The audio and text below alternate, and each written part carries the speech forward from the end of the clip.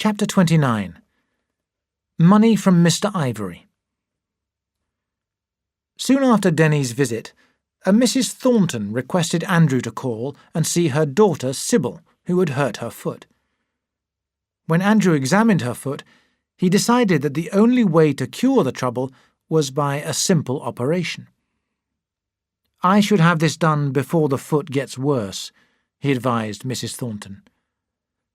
"I will take your advice, Doctor," she said. "Will you make the arrangements for this, please? Who do you suggest does the operation?" For a moment, Andrew could not think of anyone. Then suddenly he remembered Ivory. "Mr. Ivory might do this for us, if he's not too busy," he said. Andrew went home and telephoned Ivory, whose manner was most friendly. He examined the girl and agreed that an operation was necessary. And 2 days later, he did the operation in Miss Sherrington's nursing home. Andrew was present, because Ivory said that it was important for him to be present. 2 weeks later, when Sybil Thornton had left the nursing home, Ivory invited him to lunch.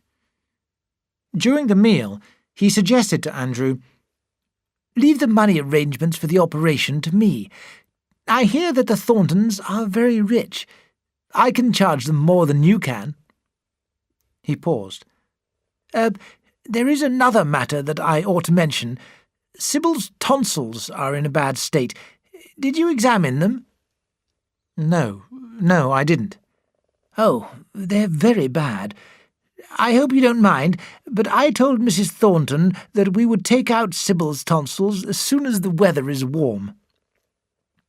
On his way home, Andrew thought, what a pleasant man Ivory is. So nice and easy to work with.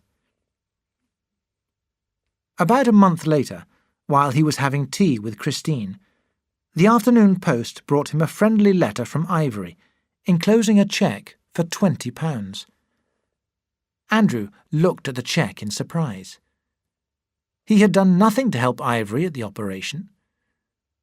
With a smile, he handed the letter and cheque to Christine. "This is very generous, isn't it, Chris?" She looked confused. "But I don't understand. Is this in payment of your bill to Mrs. Thornton?" He laughed.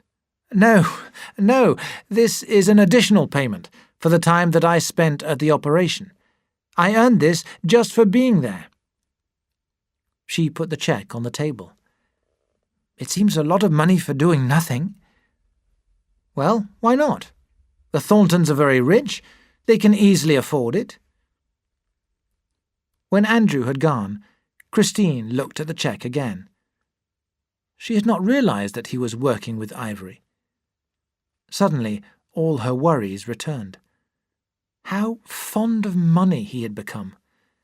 Money seemed to be the only thing that mattered to him. Tears came to her eyes. She must speak to him. That evening, after surgery, she asked slowly, "Andrew, will you do something to please me? Will you drive me into the country on Sunday?" He looked at her strangely. "Well, all right."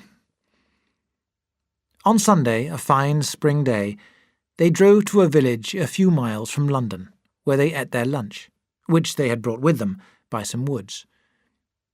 As they sat in the sunshine, Christine took a deep breath.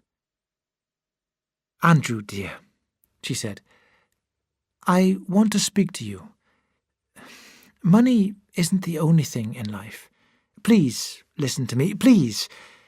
You have changed so much, Andrew. Denny noticed the difference in you too. You're not the Andrew Manson that I married. Oh, if only you could be as you used to be."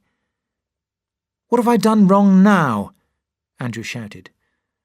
"It's your whole behaviour, love. That cheque that Ivory sent you, it's not right to accept it." He stiffened. "Not right? Why shouldn't I accept it?" "Oh, can't you understand what I mean?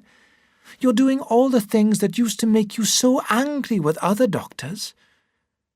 Oh, Andrew, don't lose all respect for yourself." She suddenly burst into tears. He looked at her in anger. "Oh, stop crying, you fool. Try to help me instead of complaining every minute of the day.